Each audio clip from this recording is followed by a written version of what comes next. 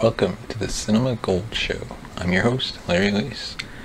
Today we're diving into the latest box office news from around the industry, as well as giving our reviews of the latest episodes of The Bad Batch, Mighty Ducks and Game Changers, as well as our review of the recently released Army of the Dead on Netflix. So let's begin with the latest box office news. The domestic box office isn't going to get interesting until next weekend when Paramount's A Quiet Place Part 2 and Disney's Cruella drops and launches the start of the summer season. From that point on, we largely won't have any weekends where the major studios are taking a break from releasing wide entries, which was the case this weekend as Lionsgate Spiral from the Book of Saw repeats in its second week with 1.38 million on Friday, with an expected running total of 15.8 million. The second weekend for Spiral sees a 48% decline at nearly 3,000 theaters, which is actually pretty good for a horror movie, which in pre-pandemic times can drop to minus 60% or greater. However, these are still low numbers.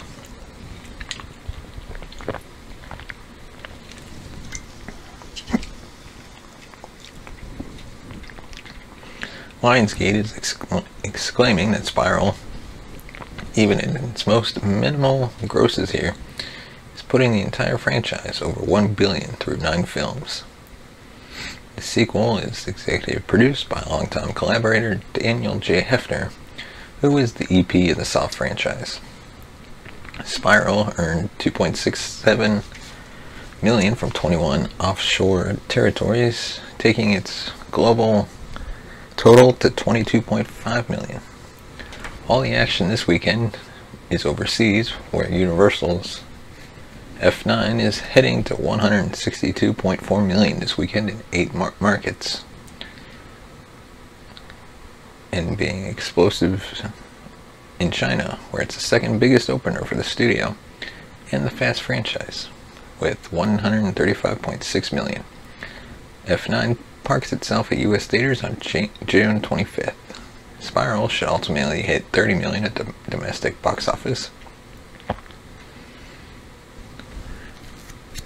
In addition, Funimation's Demon Slayer has officially become the second highest grossing anime film at the domestic box office, behind Warner Brothers' 1999 film Pokemon, and overtaking 2000's Pokemon 2 with 43.956 million through Friday. The feature ranked 6th this weekend with 1.33 million in its 5th frame, declined 32%, with a running total of 44.9 million by today at 1,800 locations. Godzilla vs. Kong at nearly 2,500 theaters made 1.4 million in its 8th week, for a running total of 96.9 million in 5th place. Heading into summer, we're still not at a level where the entire US Canadian exhibition infrastructure is open, with currently 4,000 theaters out of 5,888,000.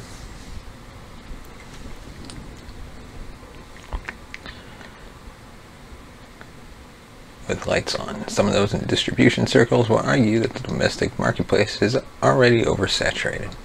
However, it truly does hurt not having Canada entirely online, with major provinces Alberta, Manitoba, and Ontario repeatedly closed until early July. The country typically represents north of 7% of the domestic box office. However, when you look at the bright side, 96% of the number 2 chain Regal is open, with 500 locations online and 20 sites permanently closed. Number 1, AMC, counts 590 theaters open and 50 permanently closed, while number 3 chain Cinemark has 316 theaters in full operations, with only 20 fully closed.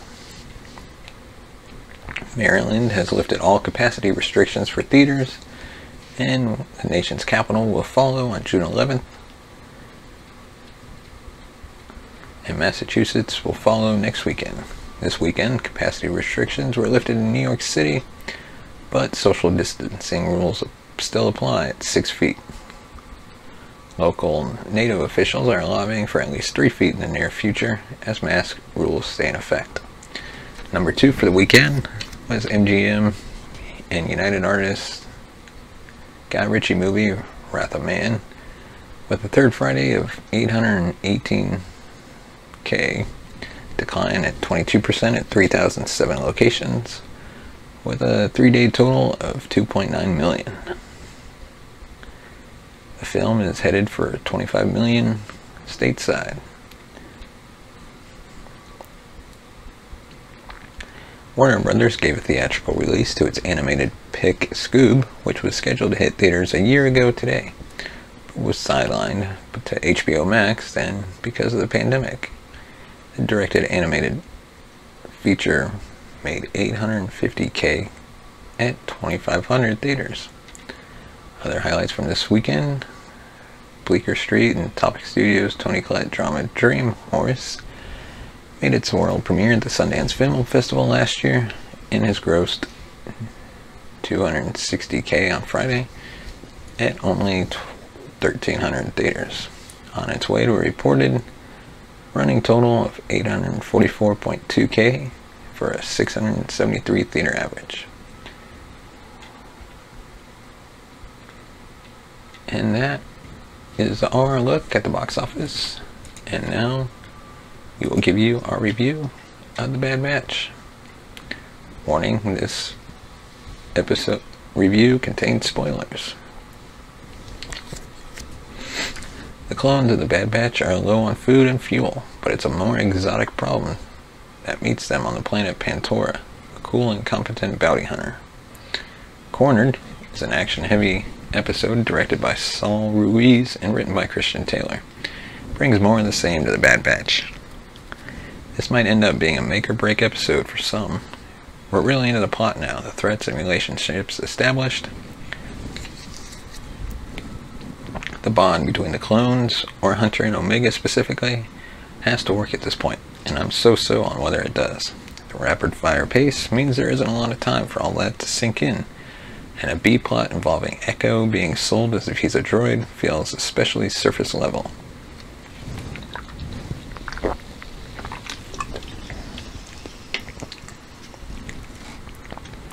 After they land on Pantora to stock up, the clones begin to see how poorly they're suited for civilian life. That's Pantora from the Clone Wars. They don't have anything to sell except an explosive, which naturally raises some red flags for the shopkeeper. Meanwhile, they're also dealing with a corrupt docking official who calls in bounty hunter Fennec Shand to capture Omega. In the back half of the episode, everything comes together in a neat, but not revolutionary, interlocking way as Fennec and Omega dash through the city. Fennec was cool in The Mandalorian, and she's cool here. One gives her a mixture of intimidation and warmth that makes the character feel alive. I laughed at her delivery of "tuck and roll when you land, kid." A deadpan but useful warning as Omega takes a long fall. Shand sets herself apart from other Star Wars bounty hunters. She doesn't have the grunginess of a Boba Fett or the slickness of Ventress, but instead exists somewhere in between. Almost as if a live-action character was ported to animation, which of course she was. Despite that, her appearance isn't jarring. Maybe it's just because she's a female bounty hunter, or because Ventress voice actor Grey Griffin appears in a minor role as a Prim Protocol droid, but this episode did remind me a lot of Ventress's appearances in the Clone Wars as an acrobatic bounty hunter who looks at home in a grungy city. This episode isn't interested in the details of Shand's life during this time period. However, we don't know much more about her now than we did after The Mandalorian. Often that's okay, but Fennec doesn't have quite enough personality in the script to keep her from feeling a bit like she's floating on top of the rest of the story. Even assuming she's working for the Kaminoans, trying to get the clones back to rejuvenate their supply of DNA, it doesn't really answer the question of way of why she's doing this job. The action is classic fun, showcasing Omega's mix of fear and resourcefulness. The fight travels really nicely up and down throughout different levels and neighborhoods of the city. The city obviously has distinct zones. Look at the difference between the flower-draped minarets, the middle-class shopping district, and bars, and the dirty alleys and maintenance tunnels, with the exception of a brief knife fight. It's all pretty typical cartoon jumping from rooftop stuff, which isn't bad, but didn't get my heart rate going either. The lighting is gorgeous, almost edging over into realism.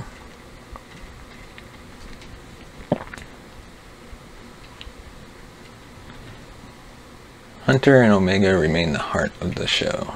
I wanted to approach this episode with less laser focus on dialogue than I usually have, since so much of the storytelling is visual. So what can we tell about their unspoken bond? Cornered shows how far Hunter is willing to go for Omega, and I really like the moment where Omega realizes she's suddenly in the middle of a standoff between him and Fennec. While she previously trusted Fennec, she doesn't hesitate for a second to take Hunter's side. But the whole time I found myself wondering why this doesn't work as well as Din Djarin and Grogu. I know I said I wouldn't compare the two shows excessively, but Fennec's presence makes the connection more explicit. Omega, being human, means she's more than the careful, bizarre Grogu. Less surprising. Sometimes when it comes to the father-daughter archetype, less is more.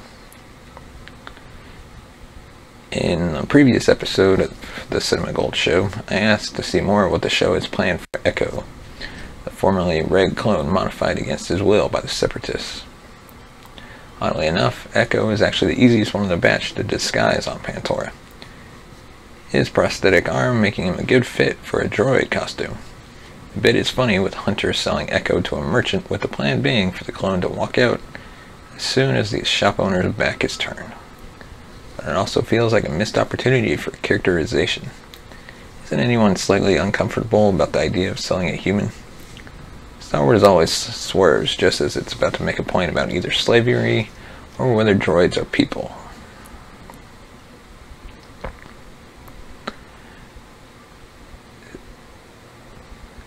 Just take a look at Anakin Skywalker. Here, it continues to do so. By the end of the episode, the team is pretty much back to status quo. I assume they must have picked up fuel in order to leave the planet, but the food situation still won't be to Wrecker's liking. The major thing that actually happened in this episode is the clones' realization that it's not only the official Empire that's looking for them. Fennec is ready to scour the rest of the galaxy for them too. As for the broader galaxy, there's more here about how happy people are here to hear that the war is over. The celebrating Pantorans don't know they're cheering for an end to one war and the beginning of another endless one. This episode I give a 3 out of 5 stars. Wasn't great, wasn't bad, it was alright. And of course, now on to our next topic. Episode 9 of the Mighty Ducks Game Changers. The penultimate episode of Season 1 of the Mighty Ducks Game Changers starts with Evan working on a plan to fire his mom Alex as team coach. Nick calls him to give him the push he needs to go through with the firing. Alex is packing for their trip to the state championship when Evan fires her, but he does invite her to come as just a mom and cheer from the sidelines. She chooses to stay at home and work instead to give Evan his space and jokingly tells him not to take a bath in a hotel, trying to lighten the mood in a difficult conversation. The Don't Bothers load up their bus for their road trip to the state championship, with Bombay stepping up to be in charge of the team. That night there is a party for all the teams before their first game the next day. On the road, Maya brought supplies for a girls' weekend at the back of the bus, while Evan talks to the boys about asking Sophie to be his date to the party. He gets advice from his teammates to help prepare him for taking the leap. So he texts Sophie to see about going to the dance together. When she gets a text, Maya pushes Sophie to keep it a girls' weekend, so Sophie replies with princess emojis and a promise to see him there. Alex is at work taking the extra time to get caught up and overhears Stephanie yelling on the phone in her office. As the team arrives at the state championships, Evan is spinning out over Sophie's casual text. Sophie and Lauren are all set for the girls' weekend, but Maya ditches them for a boy named Xander, almost the moment they arrive. The Ducks arrive and Coach T says they only have 1 hour at the party, as they must get up early in the morning for a run. He is serious about pushing the Ducks to another championship victory. Then he dismisses his team and runs into Coach Bombay and tries to trash talk him. Bombay won't engage, and his tactics confused Coach T, especially when Bombay implies that he's playing mind games with the younger Ducks coach. Nick and the boys are at the merchandise table loading up on tournament swag, while Sophie stresses about the text she sent to Evan. Lauren suggests that she just tell Evan that she wants to go to the party with him, so she plucks up the courage. Evan is being interviewed by Mary Jo for her ongoing Don't Bothers podcast when he pauses the interview to ask for advice on girls. Mary Jo misunderstands this, thinking he is asking her to dance, which she accepts enthusiastically and gives him a hug. Sophie witnesses this, and Mary Jo bounds away before Evan can clarify. At the office, Stephanie opens up to Alex and shares that she and Clark are getting a divorce, and she admits that she's not perfect. She talks about how they are all unhappy and falling apart because they always have to push things too far with their competitive natures. She also admits that she envies Alex and the relationship she has with Evan. Stephanie asks why Alex isn't at the state championship, and Alex explains that she was fired and sent Evan alone. Stephanie proposes they share a bottle of wine to blow off some steam. The Don't Bothers arrive at the party, and Nick confronts Evan about Mary Jo. Apparently he had a secret crush on her, and he pushes Evan to be a proper date for Mary Jo to protect her from heartbreak, putting her happiness over his own. Lauren watches on as girls from other teams get along while she's all alone. Maya does drop by to talk to her, but only to say that the boy she met is perfect for her before running off back to him. Evan sees Sophie come to the party with Trevor, a player from the Ducks, and Sophie and Evan end up on the dance floor with their dates trying to make each other jealous. At the hotel bar, Coach T approaches Bombay when he's stopped by one of the Ducks parents who pushes Coach T for a win and insists his son has plenty of ice time. Bombay offers the sympathetic ear to Coach T, which prompts Coach T to ask to sit with Bombay for a bit and help give him a break from his players' parents. Back at the dance, things aren't going so well for Maya and Xander. They break things off while Evan is trying to balance not upsetting Nick with making Sophie jealous while dancing with Mary Jo. Logan gives Nick a prep talk while Maya complains about Xander to Lauren, who is not interested and tries to give Maya a pep talk. At the bar, Coach T shares stories about the ridiculous behavior of Ducks parents he's had to endure. Coach T compliments Bombay's Zen nature, and Bombay mints his backstory about how he broke NCAA recruitment rules, and Coach T said he would have done the same. While at the office, Stephanie and Alex are playing around and letting off some steam. Alex is ready to leave, but Stephanie wants to avoid going home, so Alex offers to stay with her and continue having fun.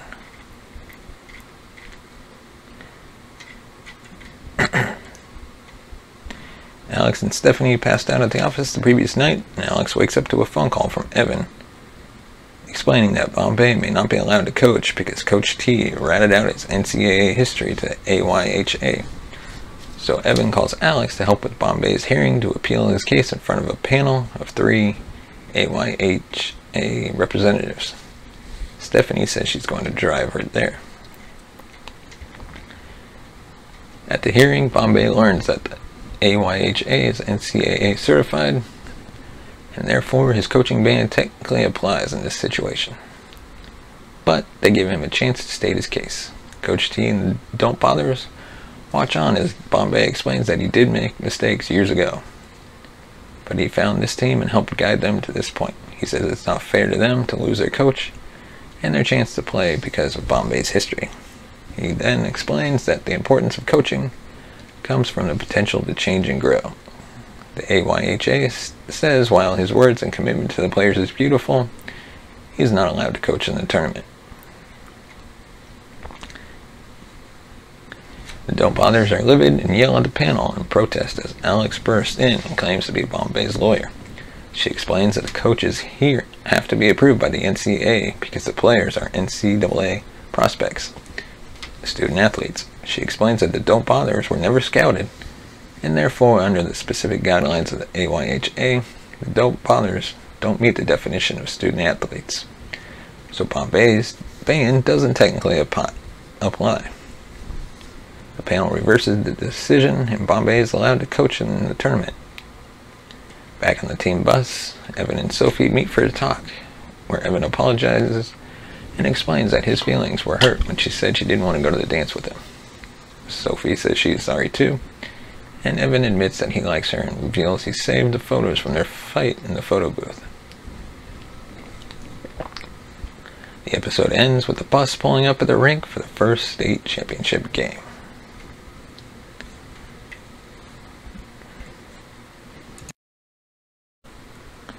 And now, our final topic, our review of Army of the Dead on Netflix. The zombie heist thriller Army of the Dead is Zack Snyder at his best. Snyder reined in its worst impulses in this entertaining twist on a zombie apocalypse. A team of mercenaries ventures into zombie-infested Las Vegas in hopes of recovering millions in cash from a casino vault. In the zombie heist horror thriller from Zack Snyder, Army of the Dead. It's a stylish mix of Zombieland and Ocean's 11 with a sprinkling of The Dirty Dozen. While Snyder's distinctive directorial style is plainly evident, he has reined in his worst impulses to give us a clever and entertaining twist on the zombie apocalypse, featuring all the flesh-eating carnage one expects from the genre. With this film, Snyder has come full circle. His directorial debut in 2008, Dawn of the Dead, was an entertaining reboot of the original classic from 1978. Army of the Dead started out as a joint project between Universal and Warner back in 2007. But like so many films, it got stuck in development hell until Snyder signed on as director in 2019. Netflix then picked up distribution rights from Warner Brothers soon after. This is pretty much a suicide mission, and it's not giving much away to say that there's a very high body count, and the team suffers its share of casualties, some predictable, others less so. I mean, you just know Rossi's swaggering, creepy security guard is going to get his payback the moment Lily recruits him for the mission. There are rules, and Cummings has cannon fodder written all over him. The ensemble cast all turn in solid performances, including Purnell. Despite Kate being one of the least interesting characters, those familiar with Samantha Wynn's stunt work and martial arts skills will enjoy watching her fearlessly take on a horde of zombies single-handedly. Hardwick and Schweighofer forge a believable, reluctant bond between the zombie-killing machine Vanderhoo and the nerdy, nervous Dieter, despite their very different personalities.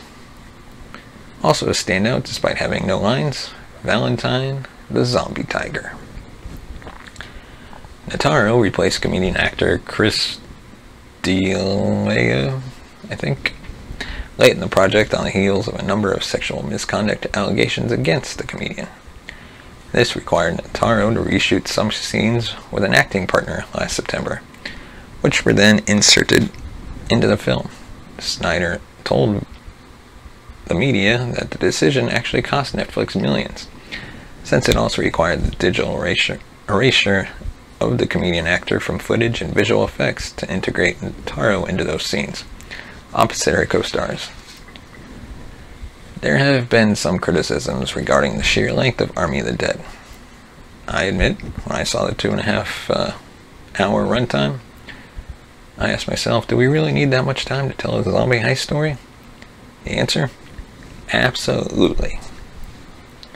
There are lots of characters and moving pieces to track. And for the most part, things move along briskly with only occasional forays into those super slow shots Snyder loves so much. They work well in this context and don't add much to the running time. The more introspective scenes flesh out the characters and give viewers a bit of a breather from the otherwise non-stop action. And the running gags and wisecracks add a welcome touch of levity. Plus, you just can't rush the suspenseful build-up as the team maneuvers their way around a minefield of temporarily dormant zombies. There's already a prequel film, Army of Thieves, in post-production focusing on the character Ludwig Dieter, with Schweighofer both starring and directing. It's set in the early stages of the zombie outbreak that makes up the opening backstory montage of Army of the Dead. Filming wrapped last December, and Netflix plans to release it later this year. Also in development is an anime-inspired prequel TV series, Army of the Dead, Las Vegas, which will learn more about Scott's origin story. Batista, Purnell, Nataro, and Hardwick are all returning to voice their respective characters for the 6-episode series. Netflix and Snyder are clearly hoping to launch a successful franchise with Army of the Dead. And if the director brings the same touch to those projects, I think they'll succeed. And you can catch Army of the Dead on Netflix or in a local theater. And that's all we have for today's episode of the Cinema Gold Show. Thanks for watching. We'd like to thank our sponsor Poddex for supporting this show.